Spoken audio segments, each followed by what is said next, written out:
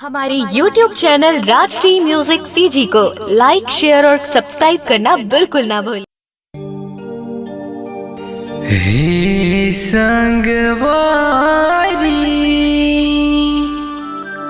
काहे बीमारी कहाँ ले आए करोना संगी कहाँ ले आए करोना।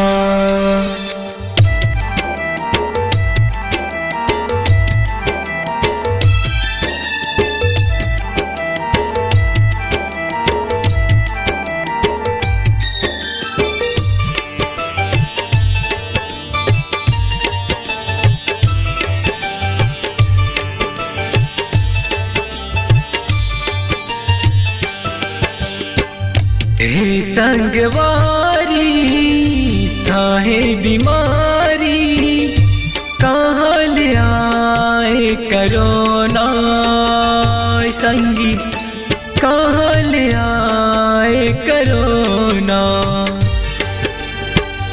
हे संगवारी काहे बीमारी कहाँ ले आए करोना संगी कहाँ ले आए करोना। कहाँ ले आए करोना हे मोर संगी कहाँ ले आए करोना।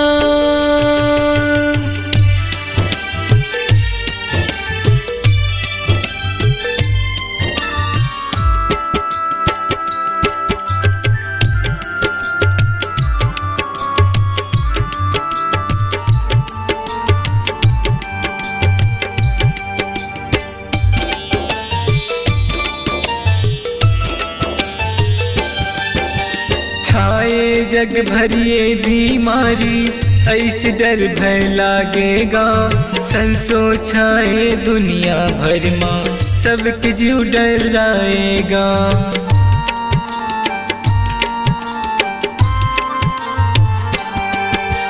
तन्हा बन गए कचरा बरोबर तेती तेती फेंकाएगा। ये बैरी बीमारी के कारण घर के मन नहीं पाएगा। होगे लाचारी नर और नारी होगे लाचारी नर और नारी घर माहे सब रहना संगी कहाँ ले आए करोना। कहाँ ले आए करोना ए मोर संगी कहाँ ले आए करोना।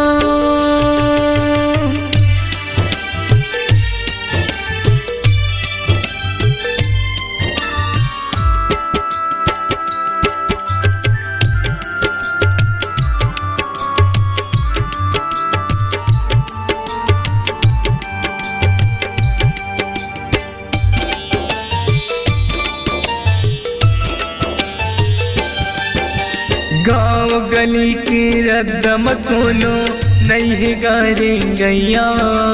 जगह जगह माँ पुलिस के पहरा मारत हवे भैया।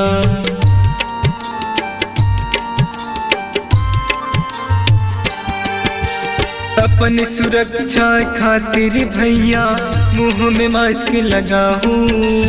आज तुमन हरे ऐसन कर कल परिवार लपाहू।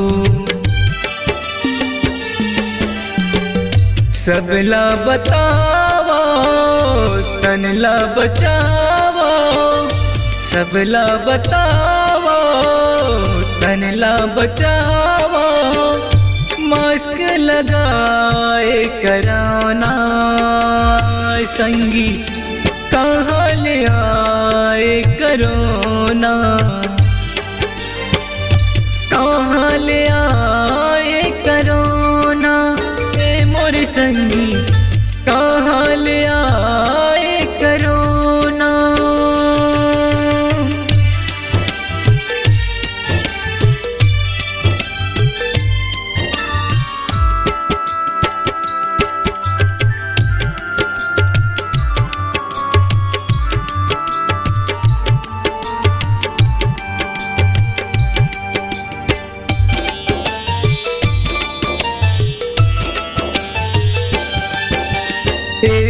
पापी कोरोना के कारण हो गए अलकरहा, घर परिवार ले मिल नहीं पावे हो गे दुरिहा दुरिहा।